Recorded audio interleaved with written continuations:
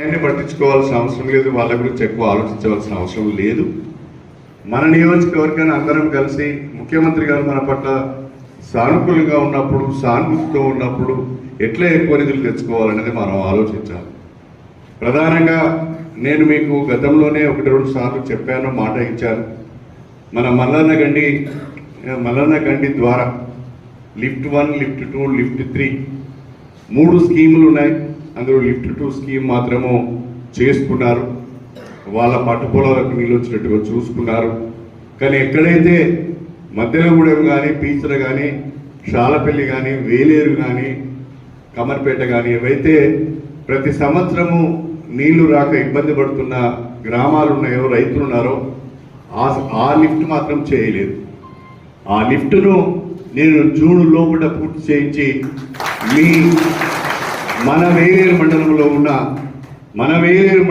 ఉన్న ప్రతి ఒక్క చెరువును, గుట్టలను నింపి సాగునందించే బాధ్యత నాది అని చెప్పి నేను ఈ సందర్భంగా తెలియజేస్తున్నాను.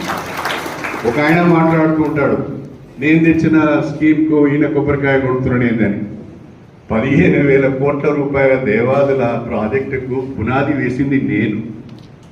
15,000 కోట్ల రూపాయల దేవాదుల ప్రాజెక్టుకు పునాది వేసింది నేను.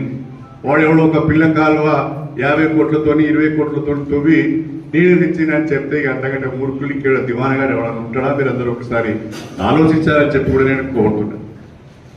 మనము ఇలాంటి వాళ్ళు ఉన్నారు, కావాలని మన పార్టీ పైన, మన ప్రభుత్వం పైన విమర్శలు చేస్తున్నారు. వాటిని మనం సమర్థవంతంగా తిప్పికొట్టవలసిన అవసరం ఉన్నది. వేలేరు మండలంలో కాంగ్రెస్ పార్టీ బలంగా ఉన్నది అని రేపటి మన సమీకరణ ద్వారా మనం నిరూపించుకోవాల్సిన అవసరం ఉన్నది.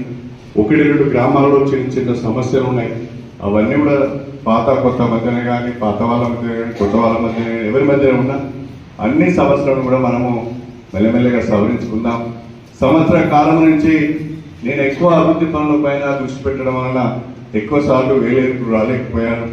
ఇక నుంచి మన వేలేరు మండలము, మన ధర్మసాగర్ మండలంలో ప్రతి ఒక్క కార్యక్రమానికి కూడా నేను వస్తాను. మన